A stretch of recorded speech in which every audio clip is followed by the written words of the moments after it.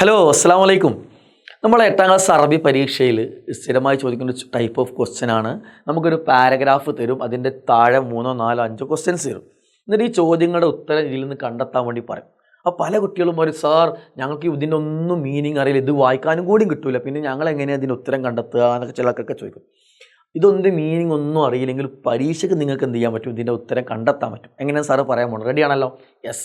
അപ്പോൾ നിങ്ങൾ ആദ്യം ചെയ്യേണ്ടത് നിങ്ങൾ നന്നായി വായിക്കുക എന്നുള്ള ഈ പാരഗ്രാഫ് 2, 3 തവണ റിപ്പീറ്റ് ചെയ്ത് നന്നായി വായിച്ചു നോക്കാം. എന്നിട്ട് നിങ്ങളിതിൽ ഓരോ ക്വസ്റ്റ്യനും വായിക്കാം. എപ്പോഴും ഈ ക്വസ്റ്റ്യൻ്റെ പ്രത്യേകത എന്താ, നിങ്ങൾ ക്വസ്റ്റ്യനിൽ എപ്പോഴും ക്വസ്റ്റ്യൻ്റെ ഫസ്റ്റ് ഭാഗം ക്വസ്റ്റ്യൻ വേർഡ് ആയിരിക്കും അല്ലേ. മ എന്ത്, ഹൽ ആണോ, മത്ത എപ്പോൾ, ലിമ എന്തിന്, ഇങ്ങനെ ക്വസ്റ്റ്യൻ വേർഡ് ആയിരിക്കും ക്വസ്റ്റ്യൻ ഉണ്ടാവുക. അപ്പോൾ അതിന് ഉത്തരം കിട്ടാൻ ചെയ്യേണ്ടത് ആ ക്വസ്റ്റ്യൻ വേർഡ് ഒഴിവാക്കിയിട്ട് ബാക്കിയുള്ളതിൻ്റെ ഭാഗത്തിലെ ചിലപ്പോൾ ചെറിയ ഭാഗമോ മുഴുവനായിട്ടോ ഇതിൽ ഏത് സെൻറ്റൻസിലാണോ വരുന്നത് അതിൽ എൻ്റെ ആൻസർ ഉണ്ടാവും. സാർ ഒന്ന് റിപ്പീറ്റ് ചെയ്യാണ്. ഒരു ക്വസ്റ്റ്യനിൽ നിന്ന് ക്വസ്റ്റ്യൻ വേർഡ് ഒഴിവാക്കി ബാക്കിയുള്ള ഭാഗങ്ങൾ കുറച്ചോ അതിൽ മുഴുവനായിട്ടോ ഏത് സെൻറ്റൻസിലാണോ വരുന്നത് അവിടെ എൻ്റെ ആൻസർ ഉണ്ടാവും. ഉദാഹരണത്തിന് നോക്കാം, ലൗനു ലിബാസു ഷാക്കിർ അല്ലേ. അപ്പോൾ നമ്മൾ ഇങ്ങനെ നമ്മൾ നന്നായി വായിച്ചു നോക്കണം, അപ്പോൾ വേഗം കിട്ടും. നന്നായി വായിച്ചിങ്ങനെ നോക്കുമ്പോൾ ഇതിൽ ലൗന് എവിടെയും പറഞ്ഞില്ല. നമ്മളിങ്ങനെ നോക്കുമ്പോൾ ഇങ്ങനെ അവിടെ എൽബസു, ലബസ, ലിബാസ്, ലിബാസ് എൽബസു.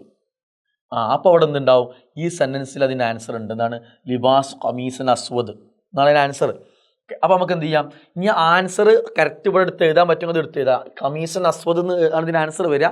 അത് ആരെങ്കിലും അത് എടുത്ത് എഴുതാം. ഇനി ഒരു കുട്ടിക്ക് എന്ത് ചെയ്തില്ല, ഇതിനോട് ഈ സെൻറ്റൻസിൽ ആൻസർ ഉണ്ടെന്ന് മനസ്സിലായി, പക്ഷെ അവനക്ക് ആൻസർ കറക്റ്റ് മനസ്സിലാക്കാൻ പറ്റില്ല. അപ്പോൾ അവൻ എന്ത് ചെയ്താൽ മതി എന്നറിയോ, അവന് ഈ സെൻറ്റൻസ് അതേപോലെ എടുത്ത് എഴുതിയാൽ എന്താവും, അതിന് ആൻസർ ശരിയാവും. ഉണ്ടോ?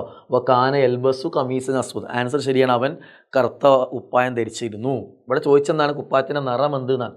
ഉണ്ടോ? കിട്ടിയല്ലോ. ഇനി അടുത്ത ദിവസം നോക്കണം, ഹൽ കാന മസ്റൂറൻ ഫി ഹയാത്തിഹി എന്നാണ്. ഹൽ എന്ന് പറഞ്ഞാൽ ആണോ എന്നാണ് അർത്ഥം.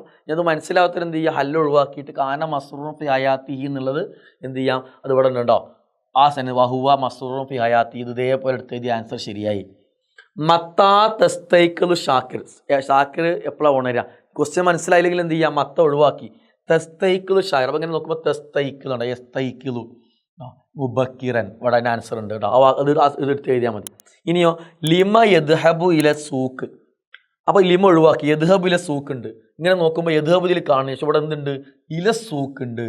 ഓക്കെ, അപ്പോൾ ഇതിലെ സൂക്കിൻ്റെ അടുത്ത് എന്തുണ്ട്, അതിൻ്റെ ആൻസർ ഉണ്ട്. ഇനി മനസ്സിലായെങ്കിൽ എന്ത് ചെയ്താൽ മതി, ഈ ഭാഗം ഫുള്ളായിട്ട് എടുത്ത് എഴുതിയാൽ മതി. ഓക്കെ, അപ്പോൾ എങ്ങനെ മനസ്സിലായി? മീനിങ് ഒന്നും അറിയില്ലെങ്കിലും നന്നായി 2 വട്ടം 3 വട്ടം ക്വസ്റ്റ്യനും വായിക്കുക, പാരാഗ്രാഫും വായിക്കുക. എന്നിട്ട് എന്ത് ചെയ്യണം, ക്വസ്റ്റ്യൻ വേർഡ് ഒഴിവാക്കി ബാക്കിയുള്ള ഭാഗം എവിടെയാണോ വരുന്നത് അതിലതിൻ്റെ ആൻസർ ഉണ്ടാവും.